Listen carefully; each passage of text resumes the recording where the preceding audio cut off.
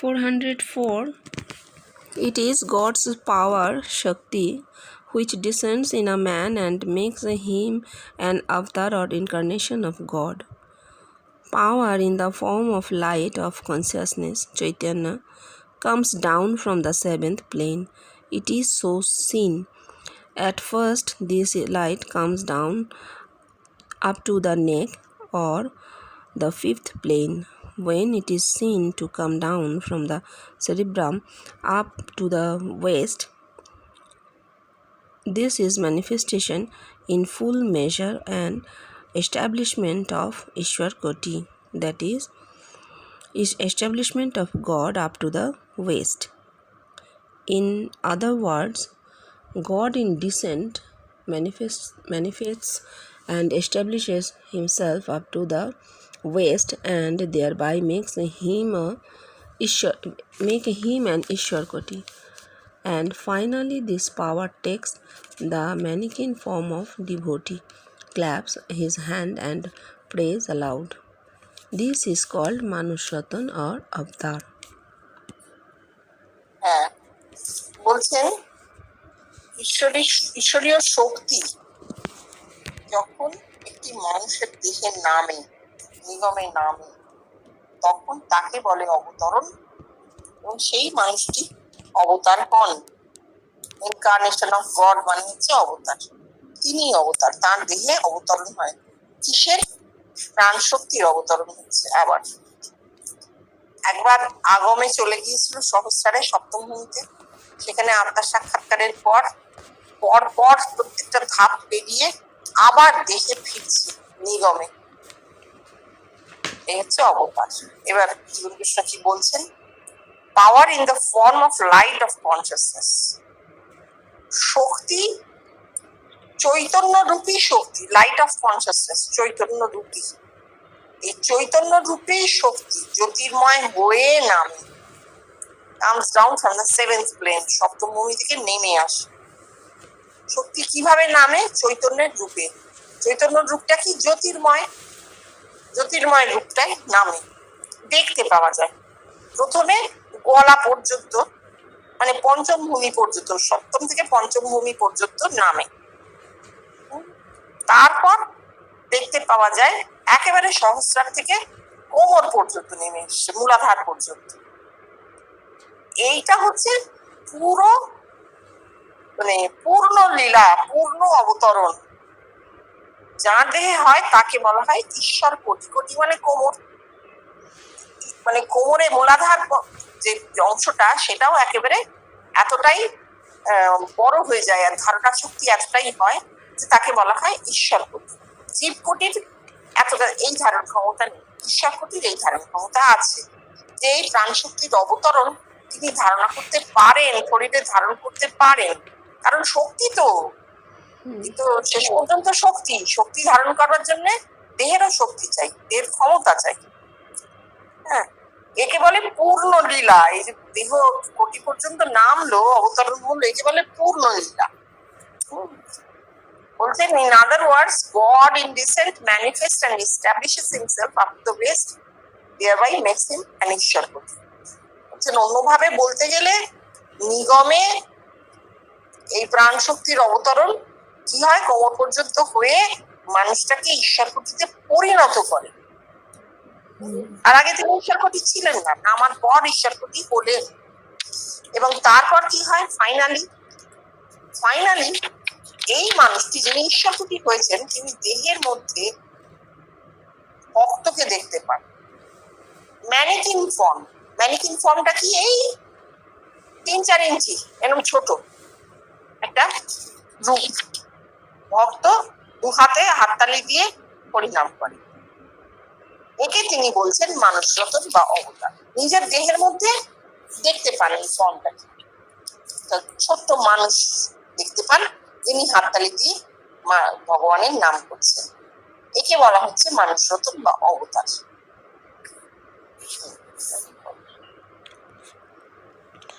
405. According to the school of realization, two waves from the sea of red flame consciousness, Chaitanya, as seen in the seventh plane, in descent, came down in Rama and Krishna and made them avatar. It so happened with every avatar. It is Bhakti Shastra. It has its origin in the Dravidian and Semitic religion of emotion and devotion. It is the greatest manifestation and realization of God in the human body. This realization appears in descent. Thakur, by saying that there are numerous avatars, clearly expresses that it is the greatest aspect of religions. হ্যাঁ, এটা সেই কথাটা ঠাকুর বলেছিলেন যে রাম এবং কৃষ্ণ সচ্চিদানন্দ সাগরের দুটি ঢেউ। হ্যাঁ, কিন্তু এখানে মাস্টার মশাই একটা কথা অ্যাড করেছেন, গসপেল থেকে তো নেওয়া। সেই কথাটা কি? Red flame consciousness. নিগমে সপ্তম ভূমিতে চৈতন্যকে লাল আলোর মতন দেখায়। সেই লাল আলোর মতন যে দেখায়, সেখান থেকে দুটি ঢেউ, সচ্চিদানন্দ সাগরের দুটি ঢেউ রাম এবং কৃষ্ণ অবতারে নেমেছিল, তাদেরকে অবতার করেছিল। উনি কি বলছেন যে এটা সব অবতারের ক্ষেত্রেই এইভাবেই অবতরণ হয়। একে বলে ভক্তি শাস্ত্র।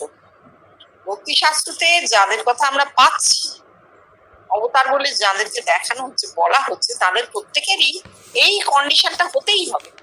অর্থাৎ সপ্তম ভূমি থেকে সেই লাল আলোকে নামতেই হবে দেখতে, তা না হলে তো ডিসেন্ট নিগম হলো না। যদিও এটা দ্রাবিড়ী বা সেমিটিক ধর্মের থেকে এসেছে, ইমোশন অ্যান্ড ডিভোশনের ধর্ম, আবেগ এবং সমর্পণের ধর্ম। আমাদের বৈদিক ধর্মে কিন্তু আবেগ বা সমর্পণ কোনোটাই নেই। সমর্পণ আছে, নেই আমি বলবো না, কিন্তু আবেগ নেই। সমর্পণ আছে, পিতানহসি পিতানবোধি, এই যে বলা হচ্ছে, বা রুদ্রজাতে দক্ষিণমুখম তেন মাং পাহিতম বলা হচ্ছে, প্রার্থনা জানানো হচ্ছে। প্রার্থনা is a kind of surrender, সমর্পণ, অবশ্যই সমর্পণ। কিন্তু ভক্তির ধর্মে যেটা আছে, আবেগের প্রাবল্য আছে। অর্থাৎ আমি জানি চাই না জানি, তুমি আমাকে জানিয়ে দাও বলে একেবারে ভীষণ রকমের নিজেকে ব্যস্ত করে ফেলা। মাথায় একটা আলোড়ন হয়, তো মাথার আলোড়ন দেহেতেও আলোড়ন তোলে। এটা হচ্ছে ভক্তির ধর্ম। যাই হোক, আমি এখন সেই কথাটা যাচ্ছি না। এখানে যেটা মানেটা উনি বলেছেন সেটা বলে দিই। তারপর বলছেন, it is the greatest manifestation and realization of God in the human body. একটি দেহে ঈশ্বরীয় প্রকাশ এবং অনুভূতির এটি চরম অবস্থা।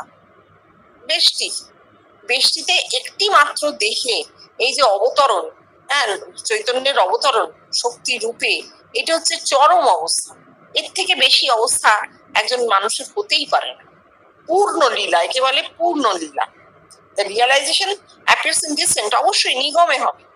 আগমে সচ্চিদানন্দ গুরু এলেন নিগম থেকে, আগমে আমরা গেলাম, পাওয়া গেল, আমরা মানে যার হয়েছে, বেষ্টিতে যার হয়েছে, তিনি পেলেন সচ্চিদানন্দ গুরুকে, নিগম থেকে নেমে আসছে। এবার সেইখানে তিনি যতক্ষণ দেহে কিন্তু আগমের সাধন চলছে, একটা একটা ভূমি ক্রস হচ্ছে, সচ্চিদানন্দ গুরুকে কিন্তু দেখতে পাওয়া যায় না, একদম দেখতে পাওয়া যায় না। হ্যাঁ, ওই অন্নময় কোষ ছেড়ে প্রাণময় কোষ, মনোময় কোষ, বিজ্ঞানময় কোষ, কোথাও নেই সচ্চিদানন্দ গুরু। সচ্চিদানন্দ গুরু এলেনই সপ্তম ভূমিতে, ষষ্ঠ ভূমিতেও নেই। তাহলে নিগম থেকে নির্গুণ থেকে সচ্চিদানন্দ গুরু আসছেন, আগম কমপ্লিট করছেন কি করে? তিনি দেখিয়ে দিচ্ছেন, আত্মার সাক্ষাৎকার করিয়ে দিচ্ছেন, দিয়ে সেখানে মিলিয়ে যাচ্ছেন। সচ্চিদানন্দ গুরুর কাজ শেষ। এবার সেই আত্মার সাক্ষাৎকারের পর সপ্তম ভূমিতে যে চৈতন্য, সেই চৈতন্যের অবতরণ হচ্ছে। তাকে লাল দেখা যায়। কেন লাল? যেমন কৃষ্ণ ব্যাখ্যা দিয়েছেন এর, যে রজগুণ পুড়ে গেল। লাল তো রজগুণ, রজগুণ পুড়ে গেল, দেহ নিষ্ক্রিয় হয়ে গেল, দেহের কোনো কর্ম রইল না, যার দেহে এই জিনিসটা ঘটছে। এবং তিনি জানবেন কি করে যে তার আর কোনো কর্ম রইল না? যদিও এটা দ্রাবিড়ী বা সেমিটিক কৃষ্টি, তবুও আমরা দেখতে পাচ্ছি দেহে অবতরণ বলে যিনি অবতার, তিনি একদম স্পষ্ট বুঝতে পারেন আমি কিছুই করছি না, আমি বলে কিছু নেই, দেহের কোনো ক্ষমতাই নেই কিছু করে, যা হচ্ছে আপনা থেকে হয়েছে, এবং ঈশ্বর আমার ভেতর থেকে কর্ম করছেন, আমি তো ঈশ্বরকে দেখছি ভেতরে। এটা তার স্পষ্ট ধারণা। এখানে বলছেন Thakur, by saying that there are numerous avatars clearly expresses that it is the greatest aspect of realization. এই যে ঠাকুর বলছেন অসংখ্য অবতার, এই কথাটার মানে হচ্ছে ঠাকুর বলতে চাইছেন যে এই অবতরণ সব থেকে বড় অনুভূতি, পরম অনুভূতি, এর থেকে বড় কিছু নেই। কিন্তু অসংখ্য অবতার কথাটার মানে ঠাকুর তো আর বলে যাননি, আমরা এখন জানি অসংখ্য অবতার মানে প্রত্যেকটা মানুষের যে অনুভূতি হয়, স্বপ্নে হোক জাগ্রতে আর হয় না, স্বপ্নেই অনুভূতি হয়, তখন তো তার দেহে লীলা করছেন বা দেহে যে অনুভূতি গুলো হচ্ছে ঈশ্বরের লীলার প্রকাশিত বলবো, আর কি বলবো, সে নিজেরই পরম সত্তা, কিন্তু লীলাই তো বলবো দেখা যখন হচ্ছে, তাই না?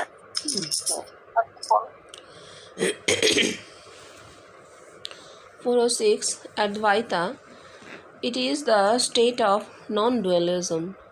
It has got two aspects. One is with attributes and the other without any attributes, absolute. When God is seen in the seventh plane, the seer becomes identical with the thing seen and gets himself transformed into I am he. This is the first aspect, and here God is with attributes.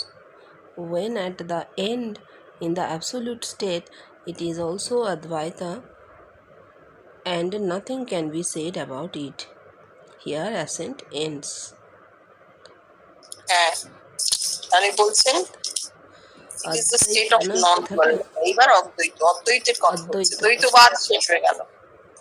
দ্বৈতবাদের শেষ অনুভূতি হচ্ছে মানুষ Ratan.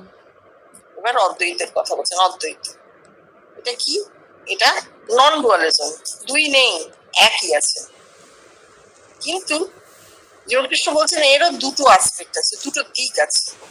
One is with attributes, মানে and the other without any attributes, absolute. অদ্বৈতর দুটো aspect কি? একটা সগুণ ব্রহ্ম আর একটা নির্গুণ ব্রহ্ম। With attributes মানে গুণ, একটা গুণাতীত আর একটা সগুণ। গুণাতীত হচ্ছে নির্গুণ নিত্য, আর সগুণ ব্রহ্ম সেও অদ্বৈততে আছে। দুটো অ্যাসপেক্ট, দুটো দিক। When God is seen in the seventh plane, the seer becomes identical with the thing seen and gets himself transformed into I am he. So home, I am he. যখন সপ্তম ভূমিতে ঈশ্বর দর্শন হলো, তখন দ্রষ্টা কি হয়? ওই ঈশ্বরের মধ্যে মার্চ করে যায়, তো আত্মার মধ্যে মার্চ করে যায়। পড়ে গেলে কি হচ্ছে? তখন তিনি জানতে পারেন যে আমি আর আত্মা এক, আমি সেই সোহম, এটা জানা যায়। এটা হচ্ছে প্রথম আসপেক্ট, প্রথম দিক। কারণ ভগবানকে দেখা যায়, ভগবান দর্শন হয়, দর্শন হয় মানেই সেটা সগুণ। আত্মা কিন্তু সগুণ, কারণ তাকে দেখতে পাওয়া যাচ্ছে। তার আলোর রং কি, সে নীল আলো দ্বারা সীমায়িত, পুঞ্জীভূত জ্যোতি, সব তো বলা হচ্ছে। তাহলে এটা সগুণ, সগুণ ঈশ্বর দেখা হলো, সগুণ আত্মার দেখা হলো। Then at the end, in the absolute state, it is also Advaita, and nothing can be said about it. Here ascent ends. তারপর কি আছে মুখে বলা যায় না, ঠাকুর বলছেন। আত্মা সাক্ষাৎকারের পর আত্মা যখন ওই ধূমকেতুর লেজের মতন হয়ে নেমে যায়, ছাটার মতন হয়ে পেছনে নেমে গেল, তারপর কি হয় মুখে বলা যায় না। এই অনুভূতি মুখে বলার মতন নয়, এই নির্গুণে লীন হয়ে যাওয়া, এটা হচ্ছে দ্বিতীয় স্তর। প্রথম স্তরে ওইটা হলো ফার্স্ট স্টেজ, সেকেন্ড স্টেজে এইটা হবে। একে অদ্বৈত বলছে। হ্যাঁ, তারপর পড়ো। For 7, Chaitanya. It is divine consciousness which flares up in brilliant red light in the seventh plane, as seen in the second stage of descent. হ্যাঁ, এখনো কিন্তু এগুলো পুরোটাই বেশি চলছে, ঠিক আছে? Chaitanya it is divine consciousness. হ্যাঁ, চৈতন্য সেই মাথার মধ্যে লাল আলো জ্বলে ওঠে, সপ্তম ভূমিতে লাল আলো জ্বলে ওঠে। এই জ্বলে ওঠা পর্যন্ত আগম, তারপর এটা নামে as seen in the second stage of descent. এই যে সপ্তম ভূমিতে আত্মা সাক্ষাৎকার হলো, আগম শেষ হলো, তারপর নিগমের প্রথম স্টেজটা কি, ওই লাল আলোটা তপ করে জ্বলে ওঠে সহস্রার থেকে কণ্ঠদেশ পর্যন্ত, পঞ্চভূমি পর্যন্ত। হ্যাঁ, তারপর Nityan 408 Nityananda. It is the perpetual flow of divine bliss which pervades and runs through the body in continuous succession.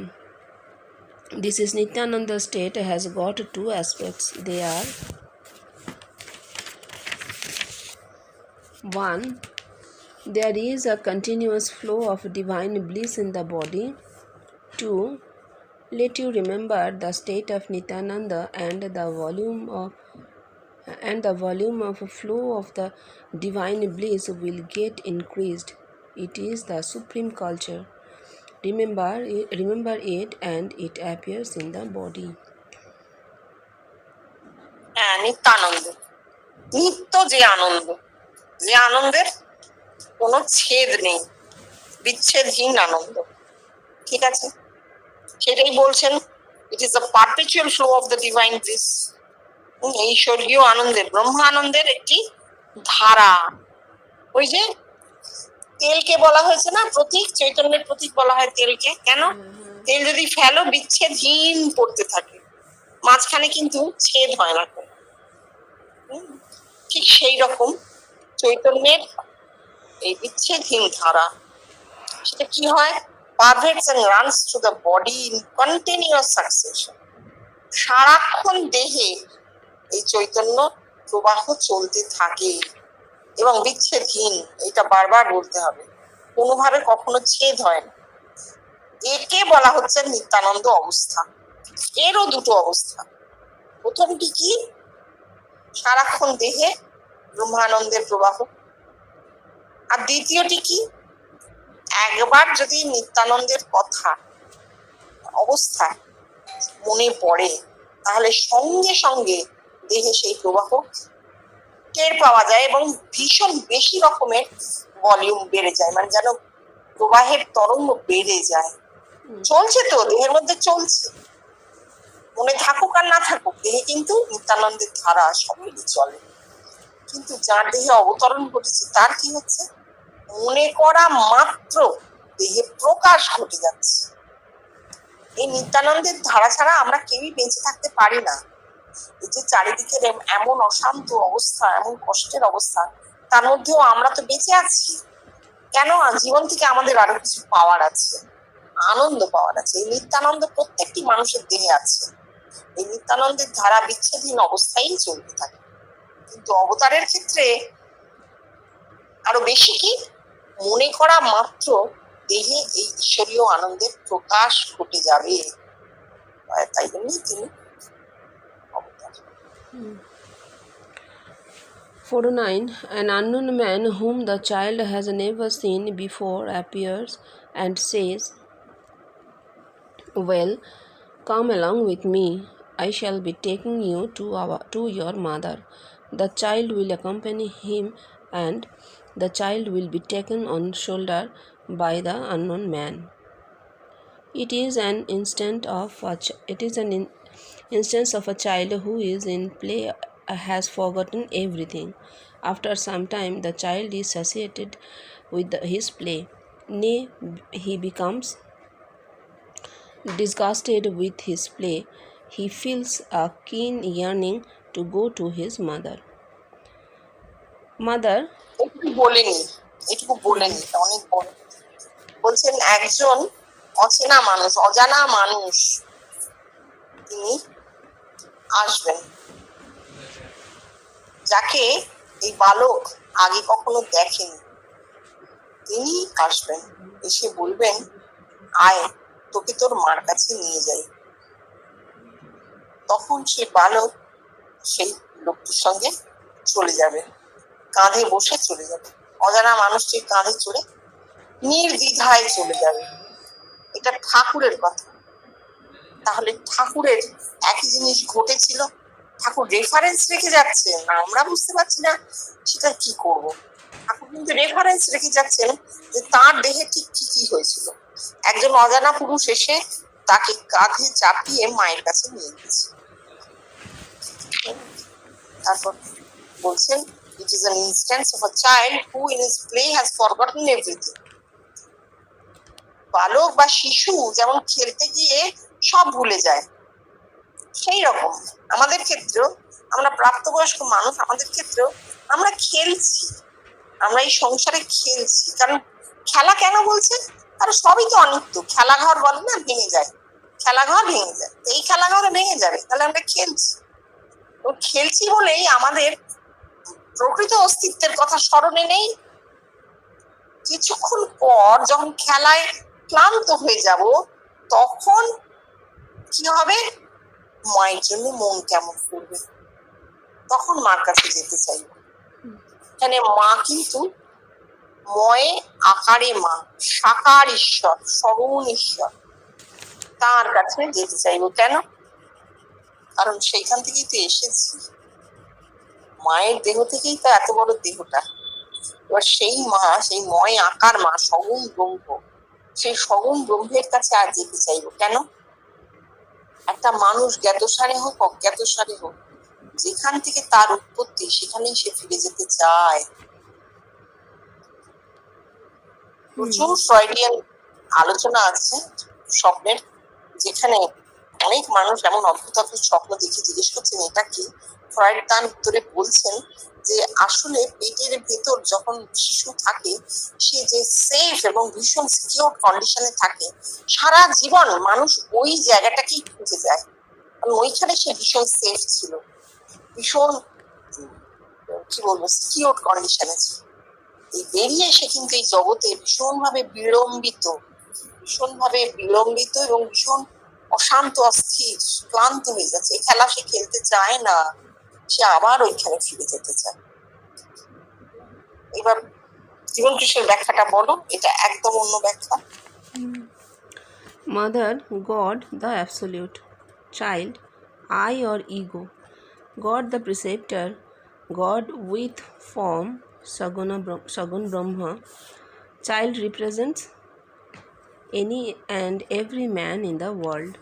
Being forgetful of his real self, he keeps on holding a chase after illusion. He seeks and runs after something, but he does not know what it is. What it is. He gets himself disgusted. Then he turns towards God and feels a great yearning for him. At his turning point, God, out of grace, appears before the man as God the Preceptor. This God the Preceptor is an unknown man, and he will take the man on his shoulder. The father has taken the child on his shoulder. Sri Ramakrishna. It is seen. হ্যাঁ, কথাগুলো আগে বলা হয়ে গেছে। আচ্ছা, যাই হোক, আরো একবার বলি, আর ওনার তো আরো সুন্দর করে বলা আছে। বলছেন মাদার গড দ্য অ্যাবসলিউট, এখানে কিন্তু নির্গুণ ব্রহ্মের কথা বলা হয়েছে। মা সেই নির্গুণ ব্রহ্ম, সগুণ ব্রহ্ম বলছেন না উনি, কারণ যেহেতু মাকে তখনও আমরা জানি না, অন্তত আত্মিক, এখানে আত্মিকের কথা হচ্ছে, আর ব্যবহারিক না। চাইল্ডকে আমি, আমার ইগো, আমার অহংটা কিরকম? চাইল্ড মানে বালকের মতো ছোট হয়ে গেছে, অহং ছোট হয়ে গেছে। তবে কে এলো? গড দ্য প্রিসেপ্টর আসলেন, সচ্চিদানন্দ গুরু এলেন। ও হচ্ছেন সাকারে সগুণ ব্রহ্ম, নির্গুণ থেকে এসেছেন, নিগমে নামলেন, নির্গুণ থেকে সচ্চিদানন্দ গুরু নিগমে নামলেন। এবার বলছেন এই অবধি তো ঠিক আছে, নিগমে নামলেন, বালককে কাঁধে নিলেন, নিয়ে বললেন আয় তোকে মার কাছে নিয়ে যাই, গিয়ে নির্গুণ লয় হবার অবস্থায় নিয়ে চলেছেন তাকে। এইবার জীবন কৃষ্ণ বলছেন child represents any and every man in the world. যেটা আমি বলছিলাম যে আমরা প্রত্যেকটা মানুষই কিন্তু সেই বালকটি, যে জানি না জীবন কি, যে জানি না এই জগৎ কি, চলে এসেছি এখানে আর খেলে যাচ্ছি। কেন? এছাড়া কোনো উপায় নেই, এছাড়া আমাদের আর কোনো উপায় নেই। আমরা কিন্তু প্রত্যেকেই বুঝি যে কোনো জিনিসটাই পার্মানেন্ট নয়, ইমপারমানেন্স অফ দ্য ওয়ার্ল্ড আমাদের মাথায় খুব ভালোই আছে, কারণ আমরা দেখতে পাচ্ছি তো। এই যে তুমি বলছিলে বাবা মাকে তো ধরে রাখা যায় না, না আমরা তো কিছুই ধরে রাখতে পারি না, সবই ফ্লিটিং, সমস্ত মোমেন্ট গুলো ফ্লিটিং। আমরা অতীতকে যখন মনে করি, সেই অতীতটা আমাদের মাথায় আছে, আমরা বলি এই হয়েছিল সেই হয়েছিল, কিন্তু ওটাকে চাইলেই আবার টেনে বর্তমানে আনা যায় না, তাহলে সবই তো শেষ, আমরা জানি এগুলো। এবং কোথাও প্রত্যেকটা মানুষের ভেতরে এই ইয়ার্নিং, যেটাকে জীবনকৃষ্ণ বলছেন ইটার্নাল হাঙ্গার, শাশ্বত ক্ষুধা মানুষের, সে তার প্রকৃত অস্তিত্ব জানতে চায়। সে এই মায়ার খেলা খেলতে খেলতে ক্লান্ত হয়ে যায়, এবং বলছেন সেই সময় কি হয়, he seeks and runs after something but he does not know what it is. মানুষ তখন ক্লান্ত হয়ে কি করে, এদিকে ওদিকে ছোটাছুটি করে, সে জানে না সে কি চাইছে, এদিকে যাচ্ছে ওদিকে যাচ্ছে, ছোটাছুটি করে, এবং এই করতে করতে সে বিরক্ত হয়ে যায়। তখন সে ঈশ্বরমুখী হয়, অন্তর্মুখী হয়। বাইরে তো খুঁজে পেলাম না কিছু, বাইরে খুঁজতে খুঁজতে ক্লান্ত, তখন সে অন্তর্মুখী হয়, অন্তরে যায় এবং ঈশ্বরের প্রতি একটি turning point, God out of grace appears before the man as God the preceptor. প্রচন্ড ব্যাকুলতার মুহূর্তে মানুষটা যখন পুরোপুরি অন্তর্মুখী হয়ে যাচ্ছে, তখন নির্গুণ থেকে ঈশ্বর সচ্চিদানন্দ গুরু রূপে তার দিকে অবতরণ করেন। এই God the preceptor is an unknown man, একজন অজানা পুরুষ, সচ্চিদানন্দ গুরু একজন অজানা পুরুষ। তিনি এসে তাকে কাঁধে বসান আর বলেন যে বাপের ছেলেকে ধরেছে। ঠাকুর বলছেন, বলেন না, তিনি এসে ছেলেকে কাঁধে বসেন। ঠাকুর বলছেন বাপ যদি ছেলেকে ধরে সে পড়ে না, দেখতে পাওয়া যায়। এইবার তো কথা একটা আছে, সেটা তো বলতেই হবে, সেটা হচ্ছে সচ্চিদানন্দ গুরু লাভ বেষ্টির বস্তু। বেষ্টি মানে এক, একক, একক লা হোম ইউনিক, একক মানুষের ক্ষেত্রে এটা ঘটবে, ঘটেছে, ঠাকুরের ঘটেছে, তার প্রমাণ জীবনকৃষ্ণ দিচ্ছেন, এবং পুরো ধাপে ধাপে বুঝিয়ে দিচ্ছেন যে ঠাকুর এই অবস্থায় উত্তীর্ণ হয়েছিলেন। সত্যি সত্যি তাকে, তার দেহে সচ্চিদানন্দ গুরুর অবতরণ হয়েছিল এবং তিনি আত্মা সাক্ষাৎকার করেছিলেন। কোন অবস্থায় এটা হতে পারে, যে পূর্ণ ত্যাগ হলে, পূর্ণ ত্যাগ, তার কোন রকম আকর্ষণ সংসারে ছিল না। এই পূর্ণ ত্যাগ হলে একটা মানুষ এতটা অন্তর্মুখী হয় এবং এতটা ব্যাকুলতা তার মধ্যে ক্রিয়া করে। ব্যাকুলতাও তো একটা শক্তি, সেটা ইচ্ছে করলেই তৈরি হয় না, সে তো আপনা থেকে হবে। সেই ব্যাকুলতা জেগেছিল বলেই তার দেহে ছোটবেলায় ওই জ্যোতি দর্শন করে সমাধি হয়েছিল, এবং নিশ্চয়ই পরে কখনো কোনো অজানা পুরুষ তাকে অনুভূতিতে দেখা দিয়েছিলেন এবং কাঁধে তুলেছিলেন, আয় তোকে মার কাছে নিয়ে যাই। এইটা হচ্ছে পুরোপুরি বেষ্টি। এটা কিন্তু যতই পৃথিবীর প্রত্যেকটা মানুষ এই ইয়ার্নিং ফিল করুক, সে ব্যাকুল হয়ে পড়ুক যে এইসব তো কিছু না কিছু না, হ্যাঁ নয় ইতি নয় ইতি, এখানে শেষ নয় শেষ নয়, আরো চলো আরো চলো, তবু সে শেষ কি জানতে পারে না। পৃথিবীর বুকে কম দার্শনিক জন্মাননি যে কিসে শান্তি, কোথায় গেলে শান্তি, সম্পূর্ণ শান্তি হয়ে যাবে, এটা কিন্তু সবাই চেয়েছেন, পাওয়া যায়। তার মানে এই জিনিস বেষ্টির। বিশ্বব্যাপীতে কি হবে সেটা উনি বলেছেন, আরেকবার রিপিট করি, সেটা হচ্ছে বিশ্বব্যাপীতে জগতের প্রত্যেকটা মানুষ এই যে ক্লান্ত হচ্ছে ভেতরে ভেতরে ক্লান্ত হচ্ছে, তার মাথায় ক্রিয়া করবে, পরবর্তী স্তর তার মাথায় অ্যাকশন করবে, শরীরে নয়। তার শরীরে কোনো সাধনার হবে না, তবে হচ্ছে মাথায়। মাথায় সে রূপ দেখতে পেতেও পারে, নাও পেতে পারে, মাথা আপনা থেকে শান্ত হয়ে যাবে, এত তরঙ্গ তার মাথায় খেলবে না। এবং অনুভূতি তো হবেই, প্রত্যেকের ডিফারেন্ট ডিফারেন্ট অনুভূতি হবে, একের সঙ্গে অন্যের অনুভূতির কোনো মিল থাকতেই পারে না, কারণ সেখানে সে বহু, জগতে বহু, জগতে তো এক নয়, জগতে সে বহু। যখন ওই চৈতন্য ক্রিয়া করছে, চৈতন্য এক। এইটা পরবর্তী অবস্থা। উনি বলে গেছেন আমার নাম রূপ কিচ্ছু থাকবে না, কিন্তু আমার মাথায় যা ফুটেছে জগতের মানুষের মাথায় তাই ফুটবে, তা সেইটা একদিন হবে। ঠিক আছে, এই অবধি থাকুক।